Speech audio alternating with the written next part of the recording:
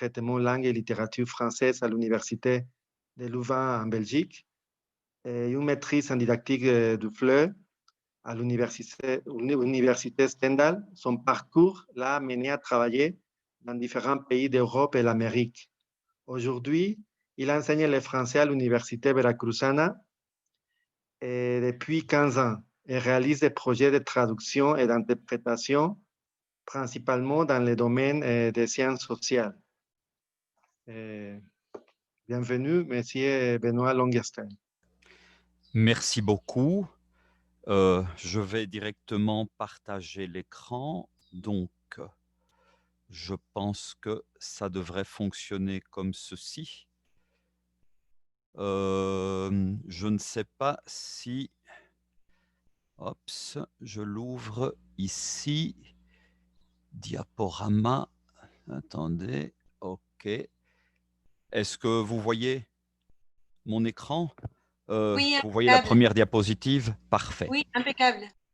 Merci. Donc, d'abord, je vous remercie de cette très aimable invitation et je vous remercie aussi de me permettre de parler français, qui est quelque chose que j'ai vraiment rarement l'occasion de faire, sauf évidemment dans mes cours, mais ce n'est pas fréquent et tout en vous en remerciant, je m'en excuse. Je m'en excuse en français de sorte que les principales personnes visées par ces excuses ne vont pas les comprendre malheureusement, mais donc voilà, c'est en français et c'est tout à fait normal et logique évidemment dans une rencontre qui parle de pont entre les langues et qui parle des langues étrangères. Une petite précision sur l'endroit d'où je parle, c'est-à-dire en fait où je me situe pour prendre la parole. Je suis professeur à la faculté de langue, donc de l'université Veracruzana, et j'exerce la traduction et l'interprétation depuis maintenant une quinzaine d'années. Je suis tombé dedans par hasard. Je n'ai pas eu de formation spécifique ni en traduction ni en interprétation. Je l'ai pratiqué et je continue à la pratiquer. Évidemment, depuis la pandémie, l'interprétation, c'est moins évident, mais je la pratique déjà depuis un certain temps. Et en fait, je parle depuis un minuscule, je dirais un minuscule espace de légitimité, puisque ne faisant pas de recherche, ne travaillant pas, ne donnant pas cours de traduction à l'université, refusant d'ailleurs d'en donner. On m'a proposé plusieurs fois de donner des cours, mais je ne me sens pas capable de dépasser l'aspect pragmatique dans lequel je me situe, la pratique dans laquelle je me situe, en tout cas pas suffisamment pour pouvoir assurer un enseignement universitaire de qualité. Et donc, je parle depuis ce minuscule espace, disons, de pratique réelle, avec une certaine expérience, mais d'autre part, me semble-t-il aussi questionnable, je voulais le préciser. Et c'est dans ce cadre-là, quand Eike Grun m'a contacté, je me suis demandé ce que je pouvais dire et qui soit combinable avec également, comme mon collègue qui vient de prendre la parole, avec la quantité de travail que nous impose aujourd'hui le travail à distance. J'ai décidé de me concentrer en fait sur une anecdote. Et à partir de cette anecdote, qui est une minuscule anecdote, me poser certaines questions sur la place de l'interprète, disons, entre les attentes de l'orateur et la perception, les attentes et les perceptions des assistants du public. Euh, donc, voilà, l'histoire que je veux raconter s'inscrit, cette minuscule histoire, dans la grande histoire.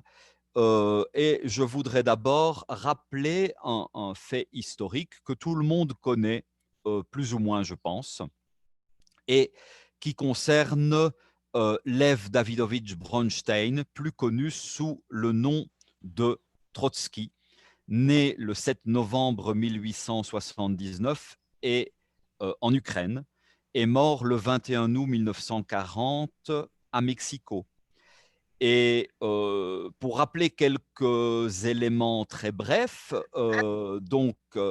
Trotsky joue un rôle prépondérant dans la révolution d'octobre en 1917 aux côtés de Lénine. Il est le fondateur de l'armée rouge. Fondateur, c'est peut-être beaucoup dire, l'armée existait avant évidemment, mais le modernisateur et le fondateur de l'armée rouge dite moderne, efficace, en 1918. Il entre en opposition avec Staline très vite et en opposition ouverte dès l'arrivée de Staline au pouvoir en 1924. Il sera expulsé du Parti communiste en 1927 et sera déporté au Kazakhstan. Et puis, à partir de 1929, il connaît un long exil, d'abord en Turquie, bien qu'il travaille à l'ambassade d'Union soviétique en Turquie. Il vient, comme il le dira lui-même, à son corps défendant. Ensuite en France, un certain temps, en Norvège et finalement, à partir de janvier 1937, au Mexique, où le président Lázaro Cárdenas lui offre l'asile politique. Il sera assassiné après plusieurs, dont une très célèbre, quelques mois avant, tentative d'assassinat. Il sera assassiné à Mexico, à Coyoacán pour être précis, par un certain Ramón Mercader, dont le nom sera connu un peu plus tard, d'un coup de piolet à l'arrière du crâne. 76 ans plus tard, 76 ans plus tard, l'écrivain Patrick Deville est présent à la Foire internationale du livre universitaire à Jalapa de l'Université Veracruzana, donc en 2016, pour présenter son livre qui s'intitule Viva. C'est un très bon choix de l'université car la France est à l'honneur et le livre de Patrick Deville prend son livre qu'il a rédigé en 2014, prend place totalement au Mexique. Et c'est à ce moment-là le 5e livre qu'il écrit, un livre de non-fiction, donc un livre basé sur l'histoire mondiale, et c'est son 5e livre. Et on saura plus tard, parce que c'est seulement 3 ou 4 ans après, qu'il va révéler, après la rédaction de son 7e livre, qu'en fait il s'agit d'un projet, un projet global de l'histoire mondiale depuis que le monde est connecté. Alors Patrick Deville estime que le monde est connecté depuis à peu près 1860. Et donc toutes les histoires qu'il crée à partir de ce premier livre de cette série commencent après 1860 ou impliquent des gens qui sont nés à peu près à cette époque. Et il va ainsi parcourir le monde.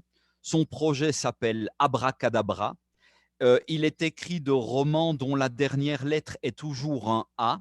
Je cite Pura Vida, Equatoria, Campuchea, Peste Cholera, Viva, Taba Taba, Amazonia. Et donc ce projet a pour objectif, d'après la journaliste Raphaël Léris, publié dans Le Monde le 9 décembre de 2019, de dire véritablement notre monde en le décloisonnant des histoires nationales. Et ce sera le cas de Viva, où on rencontre évidemment des politiciens, des écrivains, des personnages français qui visitent le Mexique, des personnages mexicains qui s'exilent aux États-Unis, etc., etc. d'après Patrick Deville, il est important de dire, et je pense maintenant évidemment à ce dont on vient de parler sur la transcréation, il n'y a pas de fiction, mais il y a de l'invention. Des livres rédigés sans fiction, mais pas sans invention. Et donc, je suis à ce moment-là l'interprète de cette conférence qui est donnée en français. Donc, je suis dans le fond de cette salle dont vous voyez là les personnes qui étaient sur le podium avec à droite Patrick Deville, quand tout à coup, cette histoire de piolet, littéralement, me tombe sur le crâne. Et c'est le moment où Ramón Mercader assassine Trotsky d'un coup de piolet à l'arrière du crâne. Et là, alors que j'étais tranquille, alors que la conférence atteint pratiquement sa fin, il reste quelques minutes, voilà ce piolet, et je me rends compte en une fraction de seconde, évidemment, que j'ignore absolument la traduction de piolet euh, euh, en espagnol, puisque je suis à ce moment-là, évidemment, en train de parler espagnol. Et le piolet, vous voyez d'ailleurs le piolet de Monsieur Mercader, qui se trouve actuellement exposé dans un musée aux États-Unis et qui se trouve à gauche. Si vous comparez la taille du piolet avec la taille du visiteur qui se trouve, vous voyez que ce n'est pas un petit instrument. Le piolet est un objet, un accessoire indispensable pour les alpinistes, indispensable pour les personnes qui marchent sur des glaciers. Et c'est un objet qui, je pense, dans le monde francophone est relativement bien connu. En Europe, l'Europe c'est petit, les montagnes sont proches, les vacances de montagne sont une destination très commune pour les personnes qui partent en vacances. L'alpinisme, sans être extrêmement pratiqué, en tout cas pas par une majorité de la population, est connu. Et j'ai pris là une image tirée de Tintin au Tibet, une image de la célèbre bande dessinée Tintin, dans laquelle, pendant la moitié du livre, la totalité des personnages portent et utilisent un piolet. Et la première chose, je me demande en fait comment je peux traduire piolet.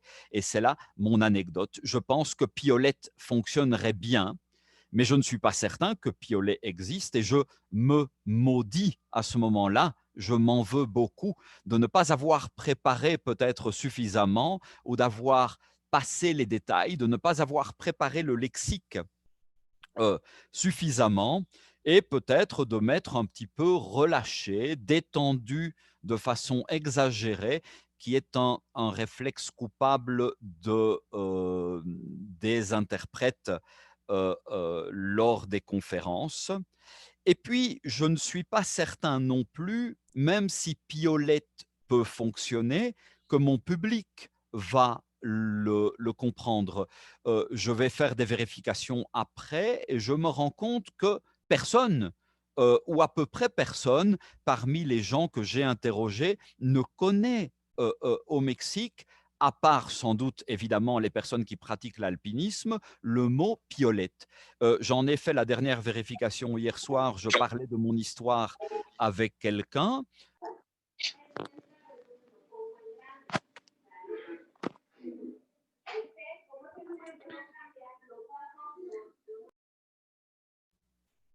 Allô, est-ce que vous m'entendez?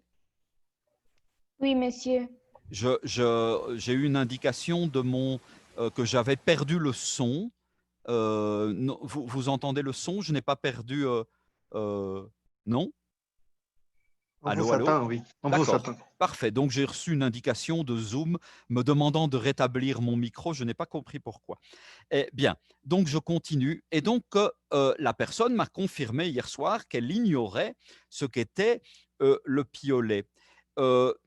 j'ai fait une vérification également il y a quelques jours en préparant sur Internet. J'ai cherché googlisé en espagnol sur Google en espagnol piolet, 2 millions de résultats pour l'ensemble des pays, 530 000 résultats pour l'ensemble des pays hispanophones, 13 000 résultats pour le Mexique, ce qui est quand même peu. J'ai trouvé également Piqueta, qui me donne 296 000 résultats, tous pays confondus, et 800 résultats pour le Mexique. J'ai bien fait de ne pas utiliser Piqueta.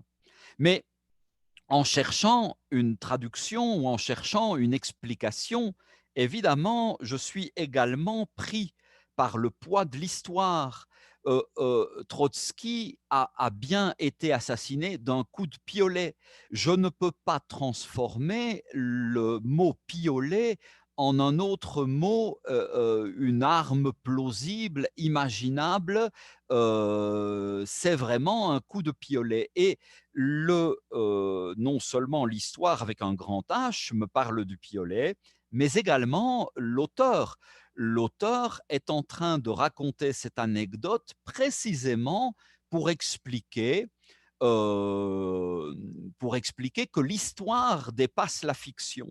L'auteur a déclaré plusieurs fois dans des entretiens avant et après que son objectif avec son projet Abracadabra était basé autour de l'étonnement. L'étonnement d'être au monde, l'étonnement de ce monde, et précisément l'anecdote qu'il raconte en essayant d'imaginer quelqu'un qui propose à un producteur hollywoodien cette histoire. Il imagine le producteur va accepter toute l'histoire, mais il ne va pas accepter le coup du piolet parce qu'il dit assassiner quelqu'un avec un piolet, c'est franchement pas réaliste. Et ce que nous dit l'auteur, c'est que la vie n'est pas réaliste et que cette histoire, qui est une histoire réelle, s'est véritablement produite et elle dépasse la fiction.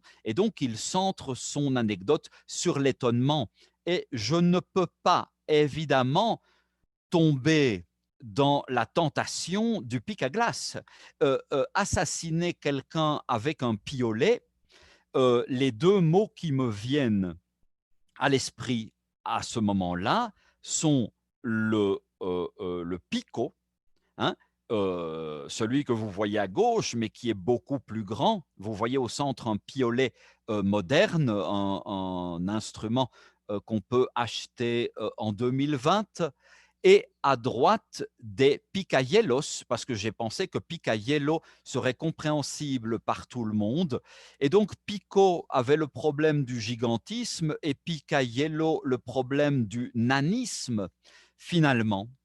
Et donc, toute cette réflexion que je viens de vous faire maintenant je pense, 3 ou 4 minutes, toute cette réflexion m'a pris en réalité à peu près 4 ou 5 secondes. Parce que lorsque vous êtes interprète dans la cabine, c'est le maximum, je pense, de temps que vous pouvez vous accorder. Sinon, vous allez tomber dans ce que Daniel Gilles appelle des déséquilibres cognitifs, déséquilibres et surcharge de production. Et c'est effectivement ce qui s'est passé. Je ne me rappelle plus, pour être sincère, ce que j'ai dit, mais je suis passé par trois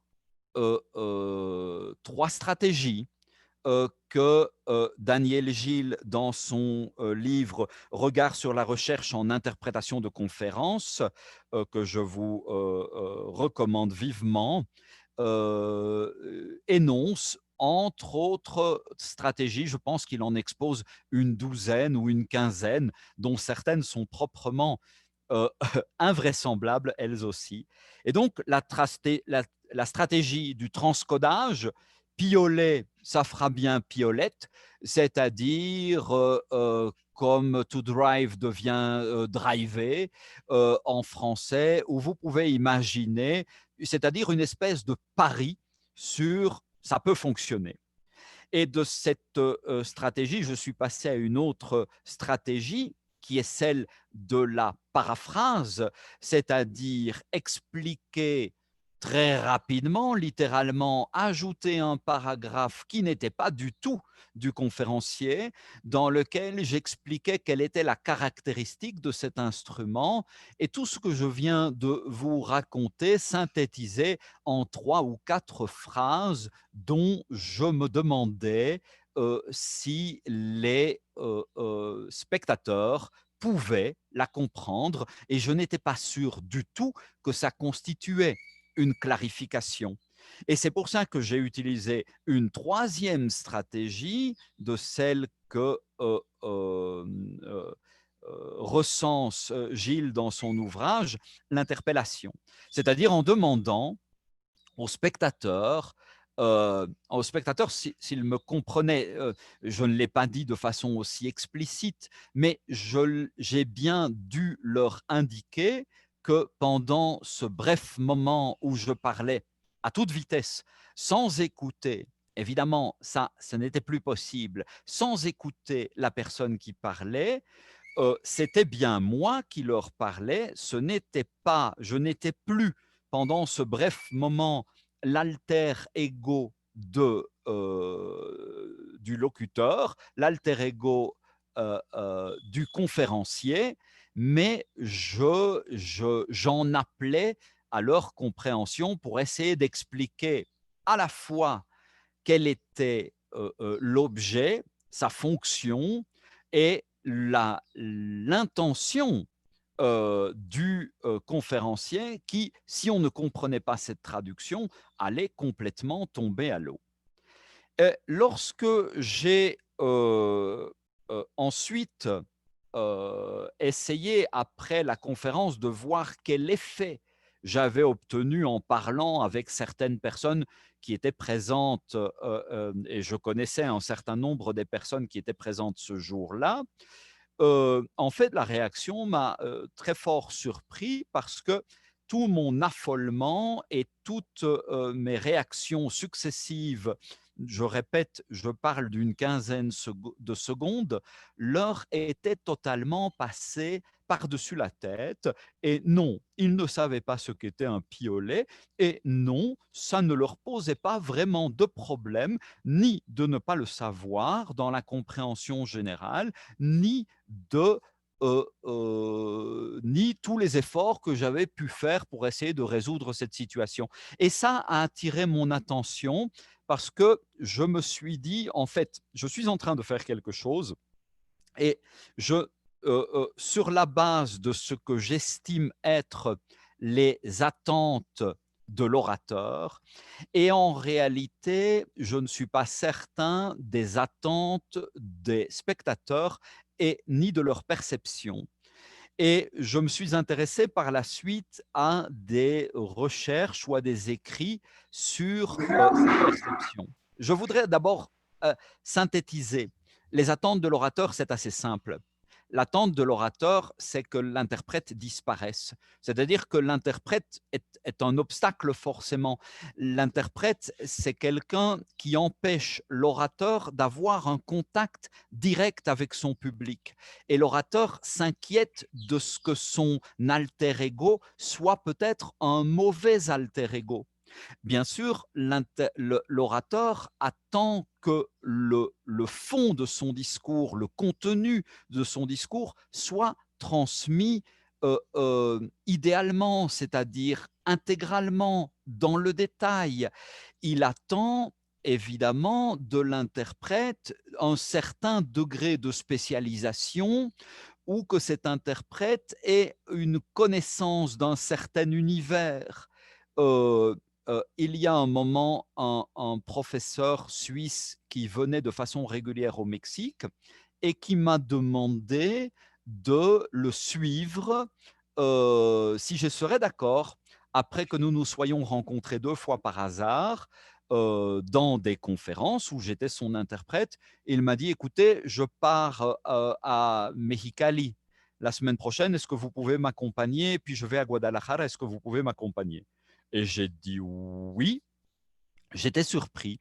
Et en fait, il a identifié que par ma profession, par le thème que lui traitait, j'avais non seulement, selon lui, la compétence d'interpréter, mais également j'avais une certaine familiarité avec son univers, avec les concepts qu'il travaillait et avec ses idées. Et il m'a demandé de l'accompagner. Il a d'ailleurs demandé quelques années plus tard à la maison d'édition qui allait le publier en Espagne que je sois le traducteur. Ce qui était évidemment une idée discutable et qui a d'ailleurs été discutée très fort par la maison d'édition, mais compréhensible dans le sens de euh, je, je, en fait, son idée, c'est je fais confiance. La forme finale m'intéresse peu, mais je fais confiance à quelqu'un qui comprend ce que je veux dire pour transmettre ces choses-là. Et pour moi, la compréhension dans le détail du discours d'origine est quelque chose de plus fort. On a là le partage de certaines conceptions. Parfois même, la forme est demandée par l'orateur qui insiste sur le fait que l'humour aussi devrait être transmis à cette occasion-là.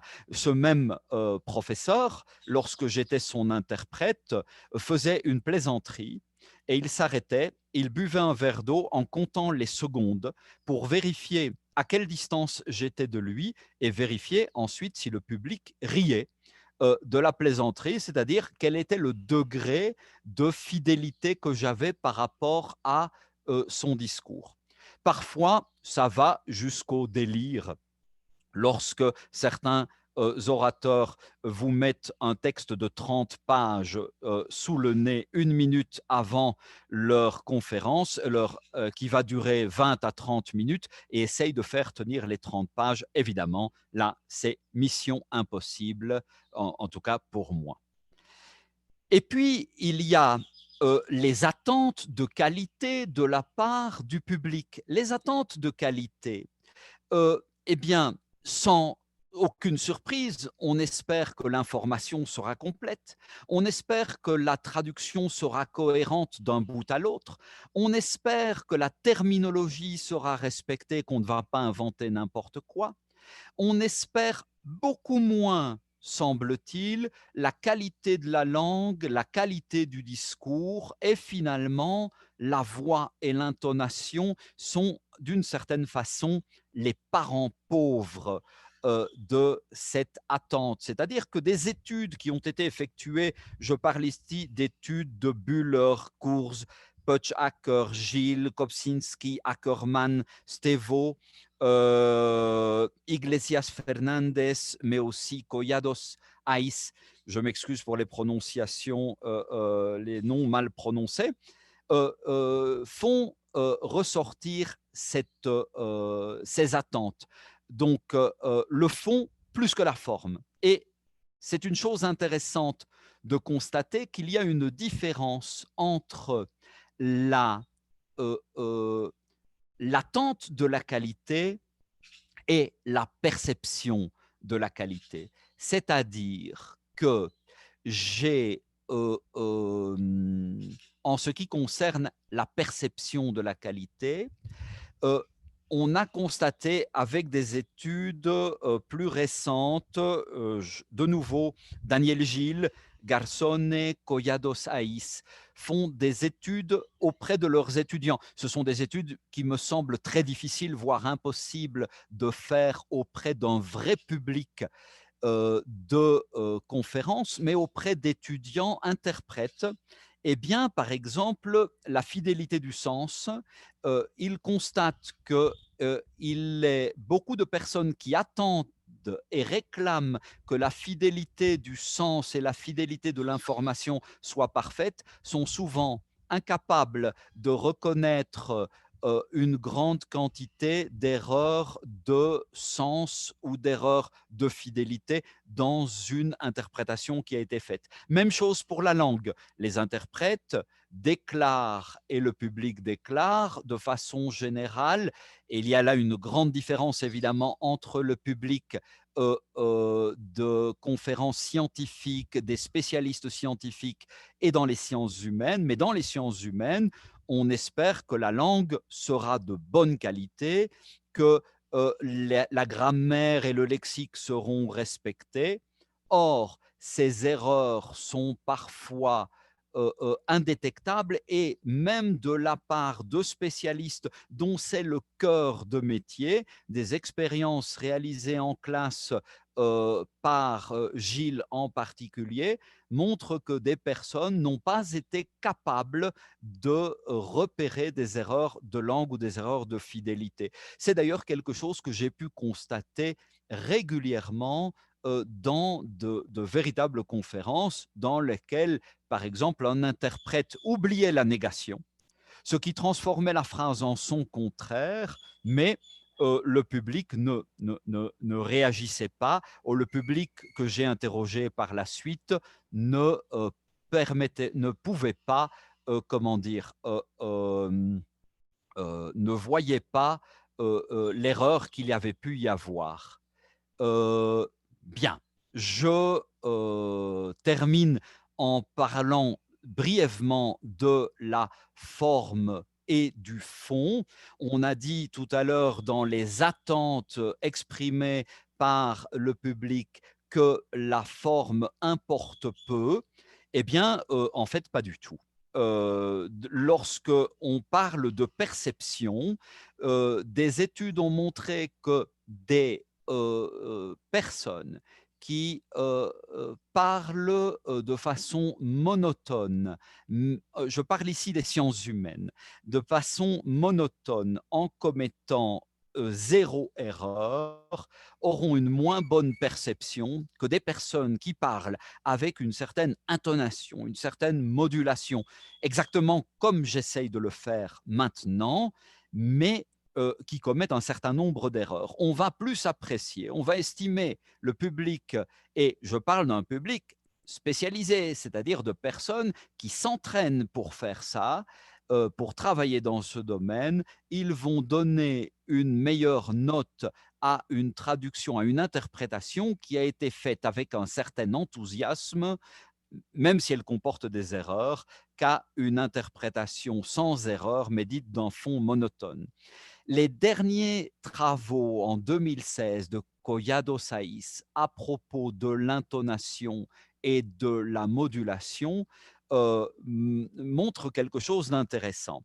Il y a quelques années, une personne, quelques mois en fait, une personne avec qui je travaille régulièrement, pour qui je travaille régulièrement comme interprète, m'a déclaré qu'il allait essayer d'insister avec ses interprètes, avec ses travailleurs, pour renforcer l'intonation, que ce soit un plus, c'est-à-dire parler avec enthousiasme. Et je vous avoue, j'ai été extraordinairement surpris que ce ne soit pas le cas. J'ai toujours travaillé comme ça, mais ça vient de ma propre formation qui, comme je l'ai dit au début, n'est pas une formation d'interprète. Et pour moi, l'incarnation de l'interprétation est quelque chose qui est absolument essentiel. Et en lisant par la suite les travaux de 2016 de Collado Saiz, je me suis rendu compte qu'en réalité, je me trompais. 92%, dit-elle, des interprétations sont atones ou identifiées comme atones. Et elle identifie également comme un plus, c'est-à-dire que l'interprétation est mieux perçue. L'absence d'intonation n'est pas en soi négative, mais l'interprétation est mieux perçue lorsque elle est dynamique et elle est vive. Bref, tout ça pour vous dire que, en fait, si au lieu de m'énerver comme je m'étais énervé cette fois-là avec mon piolet, j'avais parlé de piolet avec un T final, probablement ça n'aurait absolument rien changé dans la perception de la part du public et ça n'aurait pas réellement non plus trahi ce que l'auteur voulait. Mais il m'était impossible et je crois que je ne pourrais pas, même en le sachant maintenant, essayer de trouver comme un désespéré une solution à ce problème-là. Mais tout ça pour vous expliquer que les perceptions, l'attente de la qualité, la perception de la qualité pour les publics, en tout cas dans les sciences humaines, qui est le domaine dans lequel j'essaye de travailler, sont souvent moins, euh, moins grandes ou souvent différentes de ce que nous attendons. Je crois que mon temps est plus ou moins terminé et donc je vais m'arrêter. Merci. Merci beaucoup. Bravo. Il n'y a pas de questions.